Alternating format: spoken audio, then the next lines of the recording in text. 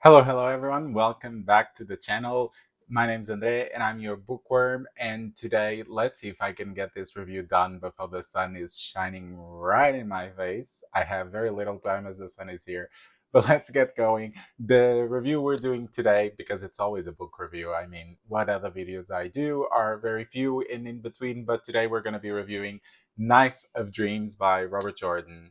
And I know it's probably no surprise for anyone that I'm reviewing another Wheel of Time book, especially because the video I released last week shows, or 2 weeks ago actually, shows that I've finished the 12th book. I'm currently on the 13th book, so this one was due for a review and I cannot wait to talk about it.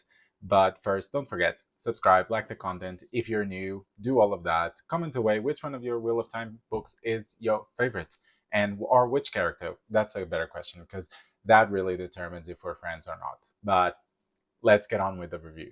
For the ones that don't know what Wheel of Time is, well, Wheel of Time is an epic fantasy series. It's composed of 14 books plus a prequel. The first 12 were written by Robert Jordan. Meanwhile, then he passed away and he couldn't write the last book.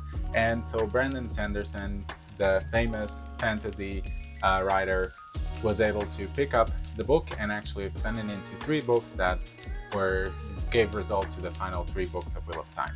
This is considered by many as one of the must-reads of fantasy, especially classic fantasy, and I couldn't agree more because it is really a really good series and so many of these books are so amazing. I've reviewed all the books so far. If you want to check them, there's some cards floating around, some thumbnails. Just click on those and you'll be guided throughout. Of course, some of the videos are getting a bit old, but you'll see the quality rise as you progress through the videos, I guess. But what can I say about Knife of Dreams? Well, this book was published in 2005, so almost 20 years ago. That's crazy. It was a nominee for the Locus Award, which was it is still one of the best awards to win if you're a fantasy author. And on Goodreads, this book has over 135,000 ratings. So that's amazing. That's so many. Of course, it's been released for 20 years, but still, this shows how big this book is. And the score it has, the average score is a 4.13. No, sorry, 4.19, which is a good sign because you've probably seen in the review of the 10th book, things weren't going that well for the series. So seeing that even on Goodreads, the scores have increased is a good sign, and it bodes well for us in our review. Now, before we actually jump into the review, you know the drill, and if you don't, if you're new, I'm going to read the synopsis here. If you don't want to hear anything, because this is the synopsis of the 12th book, or the 11th book, sorry, then just skip to the timestamp that is floating around, and after that, you'll be guided directly to the review. Otherwise, stick around, and I'll just narrate it for you. The dead are walking. Men die impossible deaths, and it seems as though reality itself has become unstable. All are signs of the imminence of Tarmangaydi, the last battle, when Randall Thor, the Dragon Reborn, must confront the Dark One as humanity's only hope. But Rand dares not fight until he possesses all the surviving seals on the Dark One's prison and has dealt with the Shanchan, who threaten to overrun all nations this side of the Areth Ocean, and increasingly seem too entrenched to be fought off.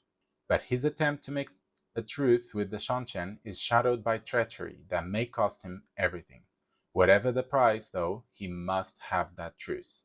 And he faces other dangers. The winds of time have become a storm, and things that everyone believes are fixed in place forever are changing before their eyes. Even the White Tower itself is no longer a place of safety.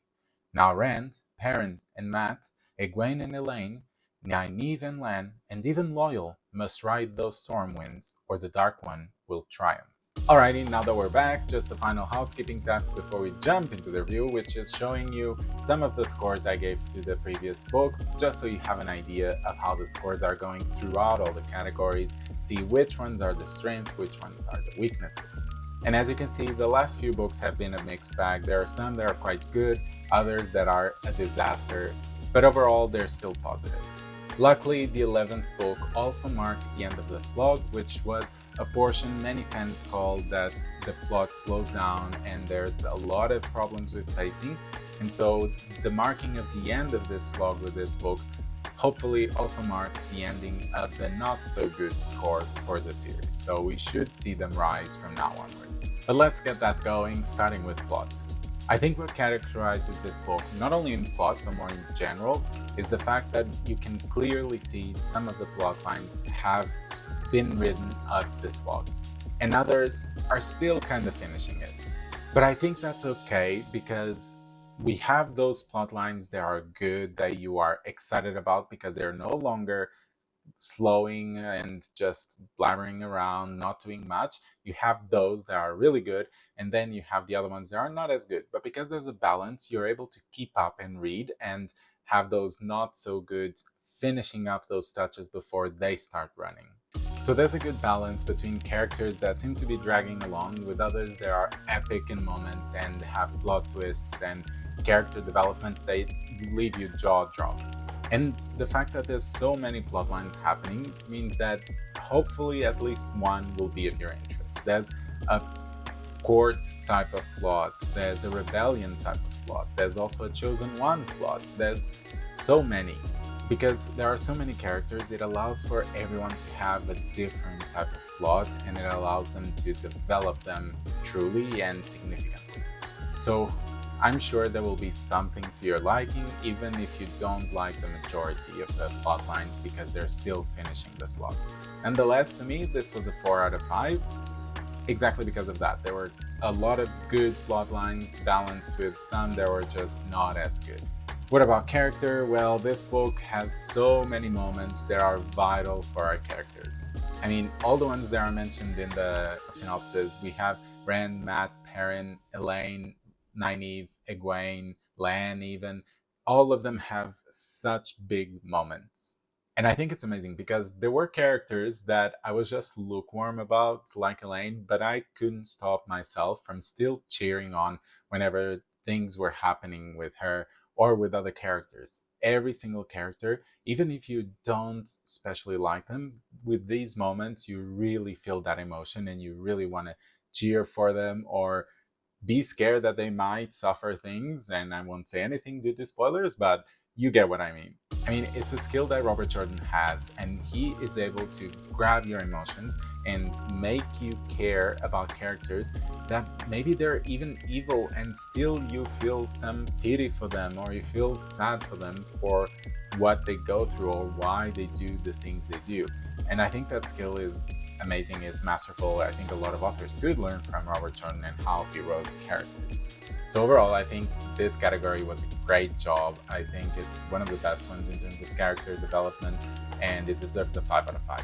Now on to world building, which you've probably seen that this is a category that always has high quality.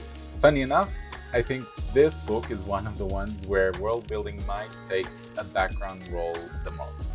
We don't have much about the magic system, we don't have much about cultures. I mean, there is still some parts where you do get to know about Terangriel or about the Shanchen when you have perspectives from people of the Shanchen culture. But I don't think anything was the main focus or was astounding that I felt, oh my god, I hadn't thought about this, but it all makes sense type of thing. So it was still in the background for me. Overall, it's still a good category with good quality. Nothing has broken the world. Everything still makes sense. The characters still explore this world with all the rules in it. And I can understand why it wasn't as explored. I mean, we had to get the characters and the plot towards those points before we get into the final arc of the last 3 books. So I understand that world building might have taken a bit of a backseat and might take it from now onwards because the world is developed. Now we're getting to the climax of the series, so there's that. And because of that, which is okay, it's gonna get a 4 out of 5. Writing style is our next category, second last, and this was actually the category that suffered the most in the previous book. But I think that has also been sorted out. I think because we're finishing the slog, a lot of the characteristics of the slog no longer show up in this book. The pacing is good, we have levels, there are parts that are a bit boring, but then there are parts that are full of action and intense and epic. The descriptive prose, very characteristic of Robert Jordan, is still there. That hasn't changed, and I think if every character has their own distinctive style of thinking and of acting, and it's amazing because if you're reading it through the audiobook, you know exactly who it is just by the way they say things. Of course, there will be the narrator as well doing different voices, but you could guess who it was based on what a character can say or how they act. And I find that brilliant. Of course, the same warning that I say every time still stands. But I mean, if you've read this far, I don't think that will matter much to you, which is it's a descriptive prose. If you don't like a lot of descriptions of like dresses and sceneries and the mountains and the plants and the tapestries, all of that, then maybe you won't like this book as much. But I mean, you've read till this point, so just make the effort and read the rest, and then read something simpler. And then there's also that fact that how Robert Jordan portrays men and women, which some people think it's quite accurate. I've seen many people thinking this way. I myself have gotten myself thinking this way sometimes, but a lot of people don't like it, and I understand, but there's the warning for that. Either way, for me, this category is going to be a 4 out of 5. And finally, enjoyment, the last category. If in the previous book, my enjoyment started at a high and ended up very low, this book was complete opposite. It started quite low and ended epically at high. And I think that is the general consensus, because as I was reading this book, at the start I was a bit hesitant, reading at the normal speed, but as I reached the halfway point, it was non-stop. And my buddy reads, it was the same thing. Once they reached the halfway point, I was having troubles catching up to them, especially because I read other books. But it was just constant chapter after chapter after chapter, because it was all getting so good. So this category for me is a 5 out of 5 and a very easy 5. But so we finish this review. Just as a refresher, gonna have the scores here as well. We have 4 for plot, 5 for character, 4 for world building and for writing style, and then 5 for enjoyment, which gives us a final score of 4.4 out of 5. Wheel of Time is back, baby, and it's getting epic and it's getting amazing again, and I cannot wait for the next books. I've read one of them already, but I cannot wait to talk about it with you, because it's clear the slog is over, the epicness is coming back, the characters are reaching their climaxes and reaching their final points of their arc, so it's just going to be really a lot of things to talk about. We are definitely reaching the final arc. This book at the end gives us a tiny teeny taste of it, while also saying goodbye to the slow parts. It's, I think, definitely worth a read, but it's even more worth because of what comes after. But for that, I'm gonna let you decide, and I'm gonna let you wait for my next review. But meanwhile, I want you to comment away. Do you like this book? Have you read it? Have you not? What is your score? Comment down below and let me know. And for the ones that are new on the channel, don't forget, subscribe, like the content, and I'll be seeing you on Thursdays and Sundays, okay? See you soon.